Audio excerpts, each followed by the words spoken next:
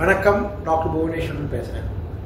ECG electrocardiogram இது பொதுவாக ரொம்ப சாதாரணமாக நம்ம எல்லாரும் சொல்லிட்டு இருக்கோம்.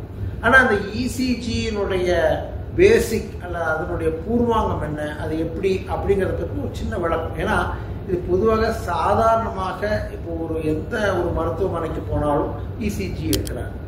இப்போ இதற்கு சில விஷயங்கள் நான் உங்களுக்கு சொல்கிறேன். ஒன்று, உங்களுக்கு இது ஆச்சரியமாக இருக்கும், நம்முடைய இருதயத்தில் எலக்ட்ரிசிட்டி அல்லது மின்சாரம் ஓரளவுக்கு இருக்கிறது. ஆனால் அது ரொம்ப குறைந்த அளவு, மைக்ரோ யூனிட்ஸில் இருக்குது. அந்த மின்சாரமானது இருதயத்தினுடைய ஒவ்வொரு துடிப்புக்கு முன்னாலேயும் அந்த மின்சாரம் போனதுக்கு பிறகு தான் இருதயம் துடிக்கும்.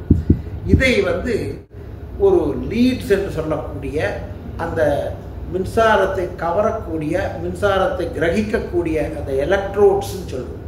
அந்த எலக்ட்ரோட்ஸ் மூலமாக அந்த மின்சாரத்தை கிரகித்து இருதயத்தினுடைய முன்பாகம், கீழ்பாகம், 2 பக்க பாகங்கள் இவற்றையெல்லாம் அந்த எலக்ட்ரோட்ஸ் மூலம் ஒரு கிராஃபிக்கலாக, அதாவது ஒரு வரைபடமாக கொடுப்பது தான் இசிஜி.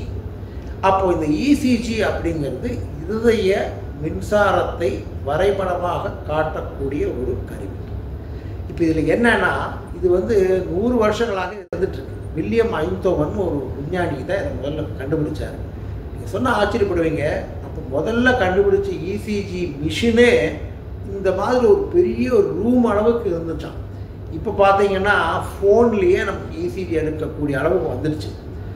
எது வந்தாலும் இசிஜியில் நமக்கு என்ன கண்டுபிடிக்கலாம் அப்படின்னு பார்த்தீங்கன்னா, பொதுவாக இருதயத்தினுடைய துடிப்பு, அது இருதய துடிப்பு சீராக இருக்கிறதா இல்லையா, அந்த இருதய துடிப்புக்கு இரத்த ஓட்டத்தில் பிரச்சனைகள் இருக்கிறதா, இவருக்கு ஹார்ட் அட்டாக் மாதிரி ஒரு வியாதிகள் வந்து கொண்டு இருக்கிறதா, அதே மாதிரி இருதயத்தினுடைய அந்த சேம்பர்ஸ் அல்லது இருதயத்தினுடைய அறைகள் அவைகளெல்லாம் சரியான அளவில் இருக்கா, இந்த மாதிரி சொல்லிகிட்டே போகலாம்.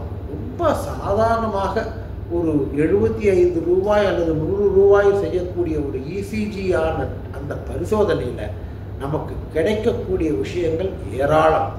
அதனால் இப்போது இசிஜியை பற்றின இந்த ஒரு சின்ன ஒரு உள்ளுணர்வு உங்களுக்கு இருந்தால் இது உங்களுக்கு போதும். புரிஞ்சுட்டிங்களா?